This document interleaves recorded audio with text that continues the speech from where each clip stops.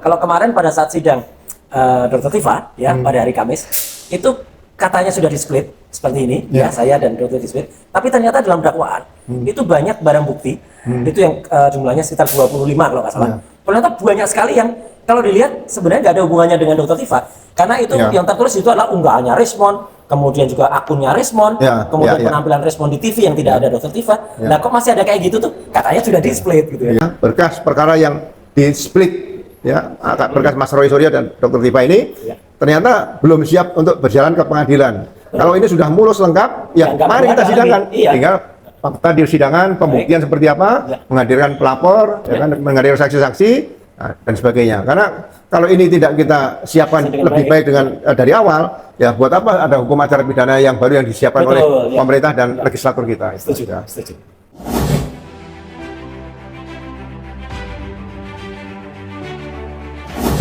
Assalamualaikum warahmatullahi wabarakatuh. Waalaikumsalam warahmatullahi wabarakatuh. Ya, kali ini kita kembali berjumpa dengan saya Roy Suryo dan dengan Pak Ugroseno yang ada di kanal Roy Suryo Official, Ugroseno Tribrata, Langkah Update dan juga tentu Refli Harum ya gitu. Dan malam hari ini kita akan bicara tentang topik yang banyak dibicarakan masyarakat minggu ini dan masuk pada ada breaking news, ada headline news yaitu tentang sidang kasus ijazah palsu yang sedang berjalan di Pengadilan Negeri Jakarta Timur. Dan yang sudah berjalan adalah sidang untuk Dr. Tifa Tiasuma yang kemarin sudah berlangsung pada hari Kamis tanggal 2 Juli 2026. Dan banyak yang kemudian menunggu kapan sidang saya. Nah, karena apa? Sidang saya sedang menunggu juga selesainya beberapa pra-peradilan yang sedang berlangsung ya, dan pra-peradilan yang pertama itu insya Allah minggu depan pada tanggal 7 Juli 2026 itu sudah ada putusannya, dan saat itu juga sudah terdaftar untuk pra-peradilan yang kedua ya, yang nanti juga akan mulai berlangsung pada tanggal 10 Juli 2026 yaitu pada hari Jumat. Nah, kali ini kita akan tanya apa urgensinya ada pra-peradilan, karena banyak juga yang bertanya Pak Ugro, gitu, loh pra-peradilan kan harusnya dilaksanakan dulu, itu pertanyaan yang banyak ditanya. Yang kedua, kalau dulu pada KUHP yang dulu itu kan pra-peradilan itu harus mengalah dengan pokok utamanya. Sekarang kok tidak, apa yang membedakan dan apa gunanya pra-peradilan? Monggo Pak Ugro. Jadi memang pra-peradilan dari dulu sudah diatur baik KUHP lama maupun KUHP baru. Kalau KUHP lama menyatakan ya pra-peradilan diajukan dalam rangka mengajukan gugatan sah atau tidak sahnya penangkapan penahanan. Kemudian juga penghentian penyidikan atau penuntutan begitu. Nah, jadi kalau sudah siap berkas maju ke P21 ya biasanya pra-peradilan itu seperti digugurkan lah kira-kira gitu. Bahkan dulu sering ada kasus utamanya sengaja dipercepat supaya tidak diperapar gitu kan.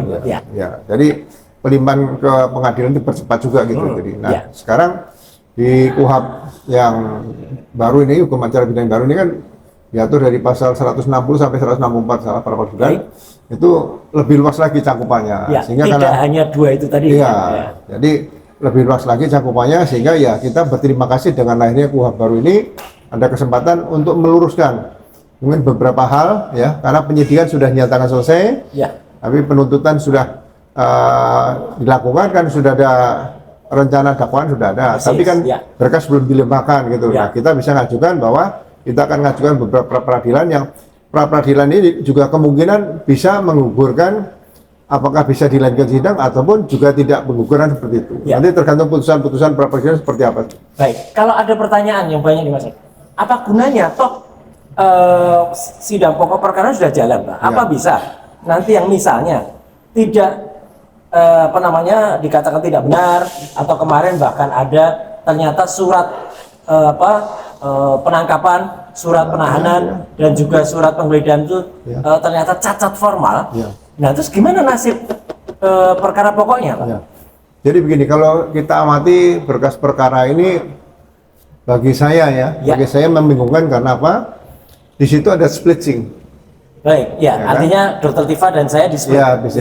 Itu kan pemisahan Ya. berkas perkara dan tersangka. Ya, Nah, kalau menggunakan pasal di KUHP tentang pemisahan atau penggabungan tentang berkas perkara tersangka, baik. itu diatur di KUHP lama itu hanya jaksa setelah menerima berkas Baru dia yang bisa dari men-split. menerima berkas dari penyidik, Ya. kemudian di situ dilihat dalam berkas itu satu berkas sebenarnya, Ya, ya. ya itu ada beberapa tersangka dan beberapa perbuatan pidana yang terjadi, ya kan? Itu baru dipisahkan. Jaksa akan mengajukan beberapa tuntutan pada tersangka. Oke. Tapi dulu pendekatannya adalah kenapa?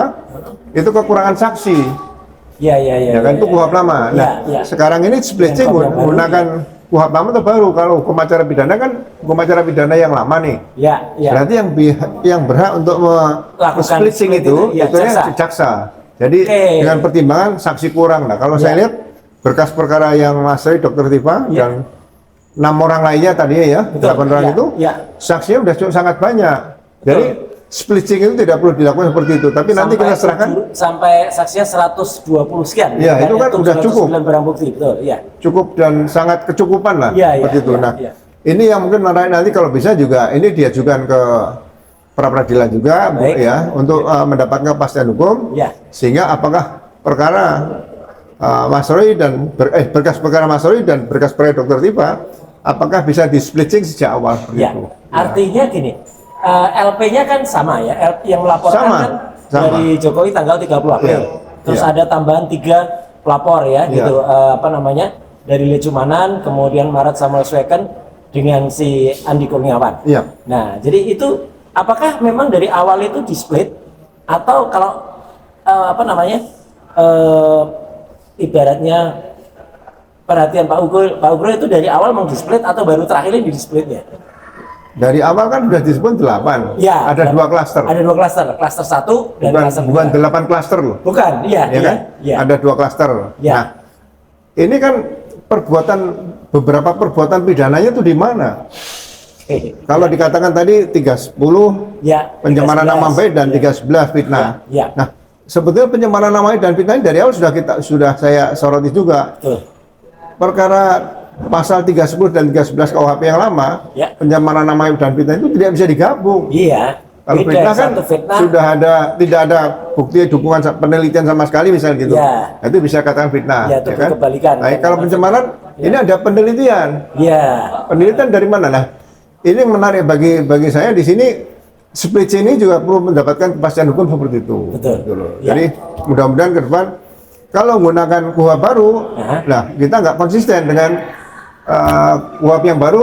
Di situ disebutkan kalau perkara itu terjadi sebelum KUHP itu diberlakukan Ya. menggunakan KUHP yang lama. Ya, ya. Jadi ini menarik supaya masyarakat lebih tahu bahwa ada hal-hal yang khusus yang berbeda antara Ya. hukum acara pidana yang lama dan yang dengan- baru khusus ya. berkaitan dengan splitting tadi atau penggabungan atau pemisahan berkas perkara seperti itu. Siap. Nah, ini pemirsa. Jadi kemarin pada saat sidang pra peradilan yang pertama, ya, Iya. sempat ada hal yang sangat menarik yang berulang kali kita tandaskan bahwa ahli dari pihak termohon, yaitu Pak Aristo Pangaribuan, itu justru menyatakan, dan ini di depan sidang dan kemudian di bawah sumpah, Iya. bahwa surat penggeledahan ya atau surat penangkapan dan surat penahanan itu Iya. cacat formal karena sudah menuliskan pasal-pasal di KUHP yang baru, tetapi ternyata konon penyidikan Iya. perkara itu masih pakai KUHP lama. Jadi ini yang kemudian pentingnya pra peradilan ya, Pak, Iya. ya. Nah, soal splitting tadi itu apakah juga bisa masuk dalam muatan pra peradilan? Silakan. Jadi gini, justru sekarang kesempatan untuk meluruskan Ya, apa yang seharusnya dan tidak seharusnya dilakukan oleh penyidik betul. maupun menuntut sebelum sidang pengadilan. Ya, Ya kan?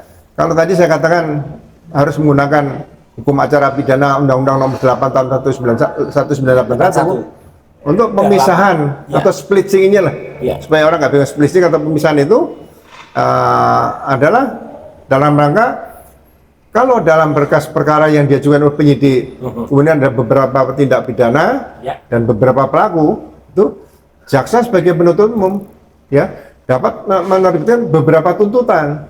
Oke. Tuntutan loh. Tuntutan, ya. Dipisah-pisah itu. Ya. Karena kemungkinan saksinya kurang seperti itu. Ya, Jadi di antara mereka inilah, walaupun itu kadang-kadang dikatakan orang melanggar HAM karena nanti ada yang berat, ada yang ringan seperti itu kan. Padahal mereka bersama-sama situ. Ya. Jadi ya bagi saya ini kan untuk pelajaran pendidikan hukum ke depan, Mas. Ya, jadi laboratorium hukum. Jangan sampai pasal 142 yang masih kita akui bersama dalam penyidikan kasus perkaranya laporan Jokowi tadi, nah, itu dianggap konsisten atau tidak konsisten menggunakan KUHP lama. Tapi kalau memang KUHP baru sekarang pasal 25 Hukum Acara Pidana nomor 20 tahun 2025 itu memang disebutkan penyidik dapat melakukan pemisahan dan penggabungan perkara untuk memudahkan penyidikan. Nah, ini juga nanti harus diatur lagi dalam peraturan kepolisian seperti apa modelnya.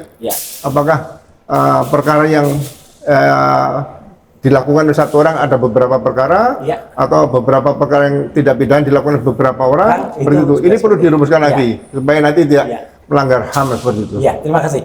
Jadi kita sekarang juga mencermati Bapak. Kalau kemarin pada saat sidang Dr. Tifa pada hari Kamis itu katanya sudah di-split seperti ini saya dan Dr. di-split, tapi ternyata dalam dakwaan itu banyak barang bukti itu yang jumlahnya sekitar 25 kalau nggak salah. Ternyata banyak sekali yang kalau dilihat sebenarnya nggak ada hubungannya dengan Dr. Tifa, karena itu yang tertulis itu adalah unggahannya Resmond, kemudian juga akunnya Resmond, kemudian penampilan Resmond di TV yang tidak ada Dr. Tifa. Nah kok masih ada kayak gitu tuh? Katanya sudah di-split gitu ya. Tapi ini gimana nih Pak? Ya, jadi katakanlah bisa diterima kan, itu kan dilimpahkan jaksa, diterima jaksa nih. P21 dan sebagainya, ya kan? Tapi melihat dakwaan yang seperti disampaikan oleh kejaksaan, jaksa penuntut umum pada saat sidang pertama Dr. Tifa hari Kamis tanggal 2 Juli itu, ya kan? Saya juga bingung kalau di split berarti harusnya perkara pokoknya perkara pokok Dr. Tifa. Betul. Dengan barang bukti apa yang kira-kira disita dari Dr. Tifa kan? Apakah hasil penelitiannya? Kan ini tidak ada senjata tajam juga nggak ada. Justru menurut saya perkara ini harusnya tidak terlalu tebal. Jadi 1,5 meter loh Bapak tingginya total itu, dan katanya saya sudah lihat, bukan katanya. Saya dan Dr. Tifa sudah lihat sendiri ketika pelimpahan berkas itu pada hari Senin yang lalu, itu ternyata dua itu sama ya, saya itu ya Dr. Tifa ya itu. Terus saya dengar lagi sama persis. Di situ disampaikan oleh dalam dakwaan itu ada dokumen ijazah pembanding. 14 ada 14. Dan itu sudah diperiksa di Lapkrin lapor polisian pada saat itu entah dinyatakan pada saat yang Bareskrim, entah pada saat yang Polda Metro kan. Itu bulan Oktober 2025. Ya kan? Nah, kalau ijazah ini dikatakan identik apanya? Jadi yang ada dalam ijazah itu misalnya diambil pembanding adalah tanda tangan dekan atau rektor yang tanda tangan di situ. Jangan diambilkan ijazah-ijazah yang lain untuk dibanding-bandingkan gitu, ya kan? Kan nggak boleh dibanding-bandingkan seperti itu. Jadi ini yang sekali lagi menarik perhatian saya, kenapa ada beberapa dokumen, 14 dokumen ijazah yang dijadikan barang sitaan. Semua jadi disita itu. Padahal ada ijazah, ada skripsi, ada harian koran. Padahal itu bukan kejahatan, bukan barang hasil kejahatan. Makanya harusnya kan saya katakan tadi ada tanda tangan dekan dan rektor.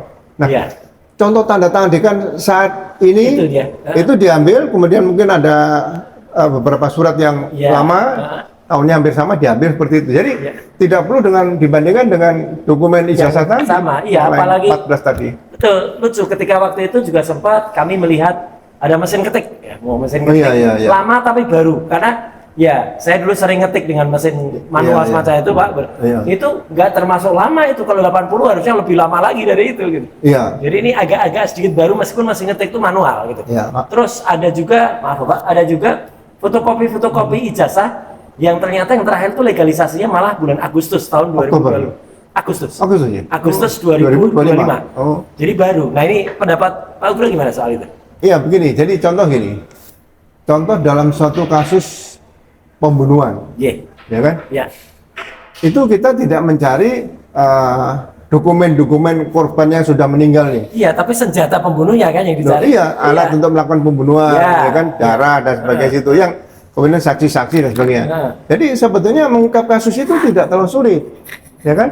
Tapi kalau melihat yang disampaikan oleh Mas Roy tadi, ya kan, 709 barang bukti katanya. ini barang bukti hasil kejahatan bukan? Iya. Nah, kalau itu bukan barang bukti hasil kejahatan, kenapa dijadikan disita seperti itu? Ini menarik. Jadi ya menurut saya perlu juga diajukan gugatan pra peradilan karena dalam pra peradilan yang diatur dalam pasal 160 sampai 164 KUHP Iya. yang baru ini, Betul. itu apabila bukti yang disita itu Tidak berkesesuaian, ya. tidak berkesesuaian dengan peristiwanya, Iya. bisa digugat pra peradilan. Gitu. Jadi makanya sebenarnya ini menarik ya pemirsa. Jangan heran kalau kemudian dipertanyakan atau bahkan dicurigai sudah dengan mengatakan ngapain tuh proper ya.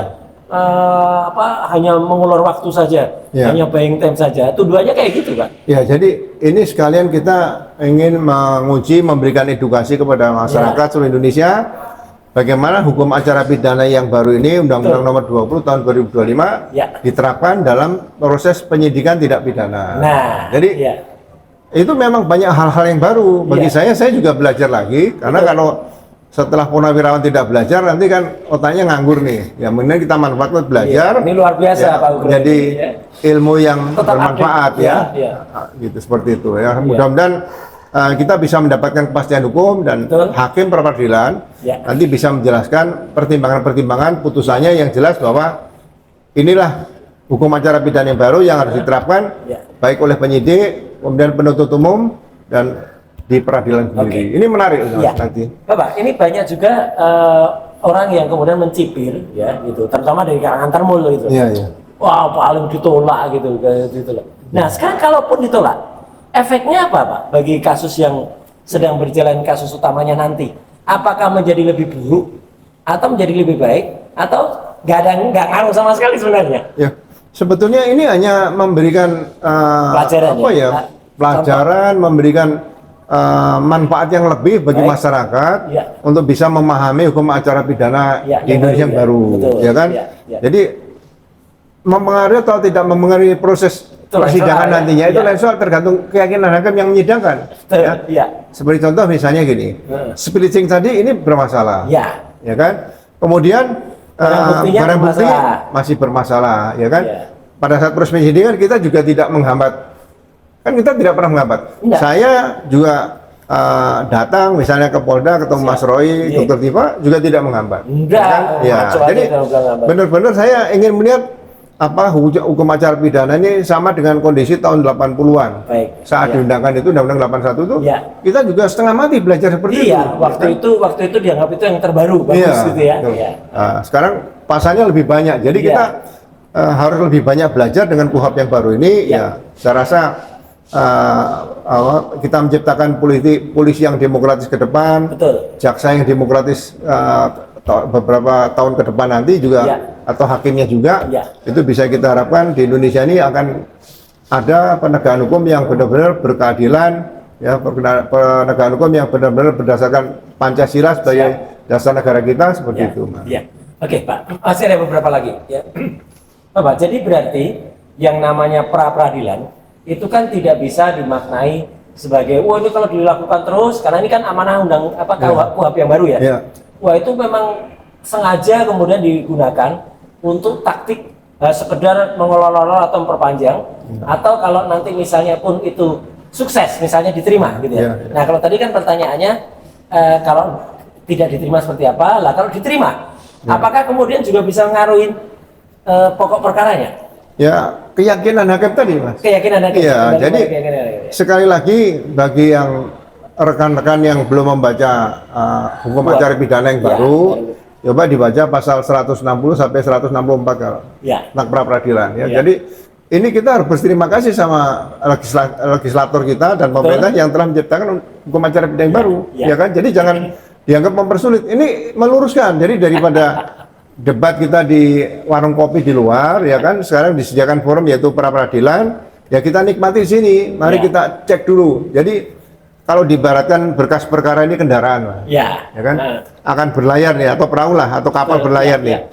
Kita cek dulu semuanya. Persis. Mesinnya, ban, jangan angin nanti semuanya. sudah jalan, tiba-tiba perlu dicek di tengah jalan kan? Iya, kita kan hakim kan menerima berkas dari jaksa ada dakwaan sebagai wasit nanti menilai. Nah, nanti pada saat memang akan diajukan lanjut ke pengadilan nggak ada masalah. Ini ada penasihat hukum, ada jaksa penuntut umum di sini, terus ada terdakwa, ya kan, ada saksi-saksi, fakta persidangan nanti akan melihat seperti apa. Ya, termasuk semuanya. Secara formilnya juga diungkap di situ, secara material diungkap di situ. Ya, ini sekarang ini ada dua hal menarik lagi, Pak. Sebelum kita nanti closing. Yang pertama adalah kemarin kan sempat pada hari pertama itu tiba-tiba di tengah-tengah ada orang, ternyata orang itu adalah lawyer gitu, yang melakukan interupsi, gitu. Terus apa itu interupsi? Karena hakim itu melihat interupsi, maka dia disuruh maju ke depan. Nah, tapi oleh si lawyer ini, yang katanya lawyer profesional, inisialnya CS, Christophorus Pedi itu ya, itu dia mengatakan saya diizinkan dengan saya melakukan interupsi dan suruh maju, itu saya diizinkan. Jadi dia tuh agak apa ya, kemudian kita dianggap membuli, karena dianggap dia itu terbuli sebuli-bulinya, karena dianggap nyelonong atau menerobos atau penyusup gitu. Nah, itu sebenarnya kategorinya penerobos, penyusup, dia ditolak juga, Pak, gitu. Itu gimana, Pak, gitu. Dari sisi penerobosnya sama dari sisi tidak mengertinya dia, katanya lawyer profesional sudah lama tapi nggak mengerti tentang tata acara atau hukum tata acara ketika ada pra-peradilan kok bisa ada termohon intervensi itu, Pak. Kalau untung hakimnya agak sedikit lunak ya. Tapi kalau hakim tegas itu contempt of court. Termasuk contempt of court dia ya. Masuk jalur busway aja bisa ditangkap kok. Persis. Harusnya di situ kan ada. Dulu Wapres saja masuk jalur busway aja kena tilang. Jadi mungkin hal-hal bukan seperti Wapres ini. yang sekarang loh ya, Wapres dulu, Wapres yang serius itu. Gitu. Jadi saya menarik di sini kalau ada hal seperti itu ya harusnya petugas keamanan perintah hakim langsung dikeluarkan, jangan ganggu seperti itu. Persis, mungkin dianggap hakimnya cuma tunggal kan? Jadi dia berani. Harusnya tidak boleh seperti itu menurut saya. Kalau dia merasa saya diizinkan ketika interupsi itu maju, memang diizinkan, Pak, maju. Loh, dia ngizinkan siapa? Kan ditanya dulu surat izinnya mana, ya kan? Harusnya dia merusak proses dalam peradilan itu bagi saya harus dihukum sebagai pelaku contempt of court tadi seperti itu. Tuh dengar CS ya. Sembarangan aja gitu ya, nggak mau disebut penyusup gitu. Nah, satu lagi, Pak, yang menarik. Jadi termul ini bikin press conference. Kemudian ada salah satu yang katanya ahli hukum juga katanya. Bangga banget gelar doktor ahli hukum. Dia mengatakan Roy Suryo itu justru bisa di penjara atau bisa ditangkap atau bisa dipidana gara-gara ditahan, gara-gara mengajukan ini pra-peradilan yang kedua. Jadi dia jemput itu mengulangi perbuatan. Nah, ini gimana kok bisa ada orang kepikiran kayak gitu, Pak? Ya, kita pada saat diskusi kan bisa melihat kualitas seseorang. Saya juga menyatakan diri saya nggak pintar Saya pintar tuh karena membaca. Jadi saya sarankan pengalaman praktek selama 35 tahun 2 bulan lah. Nah, saya sarankan yang memang mau ingin mendalami masalah hukum acara pidana, hukum pidana, proses persidangan bagaimana, baca lagi lah hukum acara pidana Undang-Undang Nomor 20 tahun 2025. Jadi tidak asal bicara, saya ini menggunakan KUHP yang lama. Baca KUHP yang baru itu ada pasal-pasal yang mengatakan itu tadi, misalnya peristiwa tindak pidana yang dilakukan penyidikan dan penuntutan sebelum Undang-Undang baru ini disahkan, ya kan, diberlakukan. Itu menggunakan KUHP yang lama, tapi KUHP-nya tetap menggunakan KUHP yang baru, gitu. Jadi seperti penerapan pasal, ya nggak usah ditulis pasal 310, Yungto atau garis miring 433. Ya nggak perlu, satu aja. 433. Terus pasal 311, KUHP lama 434, nggak usah, satu aja pasalnya. Orang sudah tahu kalau pasal 434 pasti kaitan 310.